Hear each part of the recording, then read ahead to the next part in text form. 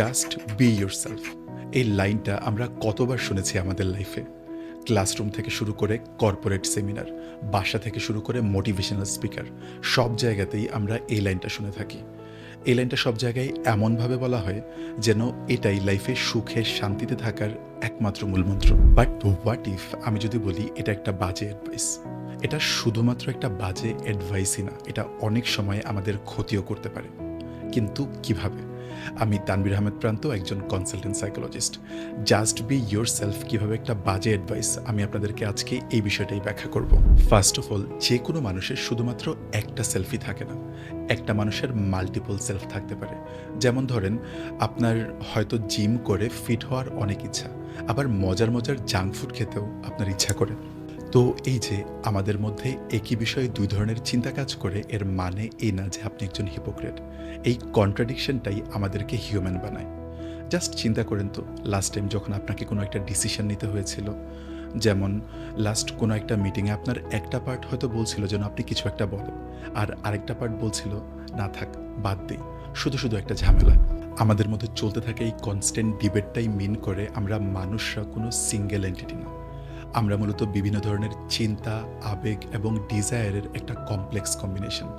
আর এই জন্যই আমরা প্রত্যেকটা মানুষই এতটা unique. Human being is way more complex than just one single self. তাহলে এই যে কেউ যখন আমাদেরকে বলে জাস্ট বি ইয়োর সেলফ, তখন আমরা কোন সেলফের মতো হওয়ার চেষ্টা করব? যেমন আমার তো একই সাথে বড়লোকও হতে ইচ্ছা করে, আবার কিছু করতেও ইচ্ছা করে না। তো আমি জাস্ট শুয়ে থেকে বড়লোক কিভাবে হব? আবার জাস্ট বি ইয়োরসেলফ একটা বাজে অ্যাডভাইস। এটার সেকেন্ড রিজন হলো, অনেকেই এই স্টেটমেন্টটাকে ইউজ করে নিজের রুড বা বাজে আচরণকে জাস্টিফাই করার ট্রাই করে এবং বলে যে I am just being myself, বা I am just being genuine, or I can't lie, যেটা অ্যাকচুয়ালি ওভারঅল খুব একটা হেল্প করে না। ওই মানুষটাকে তো নাই, ওই মানুষটার আশেপাশের মানুষজনও তাকে খুব একটা পছন্দ করে না। আমরা সাইকোলজিস্টরা এটা বারবার বলি যে আমাদের সব ফিলিংসই ভ্যালিড, অ্যান্ড ইটস ট্রু, কিন্তু আমাদের সব আচরণ ভ্যালিড না। আপনি জাস্ট অথেন্টিক হওয়ার বাহানায় যা ইচ্ছা তা করে ফেলবেন, আপনার আচরণের কনসিকুয়েন্সেস না ভেবেই।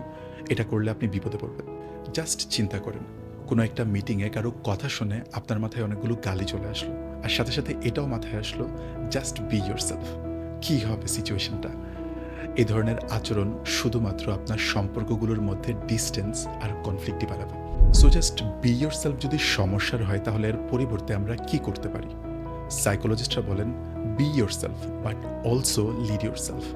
এই যে আমাদের মধ্যে ডিফারেন্ট ডিফারেন্ট ক্যারেক্টার আছে, আমাদের ফ্রেন্ডলি পার্ট, আমাদের অ্যাংরি পার্ট, আমাদের কেয়ারিং পার্ট, এই সবগুলা পার্টকে একসাথে রিকগনাইজ করা এবং সময়ের দরকার অনুযায়ী যে কোনো একটা পার্টকে চুজ করে ওই অনুযায়ী আচরণ করাই হলো লিডিং ইয়োরসেলফ। মানে আপনি জানেন আপনার মধ্যে কি কি আছে এবং আপনি খুব কনসিয়াসলি আপনার কোন পার্টটাকে কোথায় প্রেজেন্ট করতে হবে সেটাকে পরিচালনা করছেন।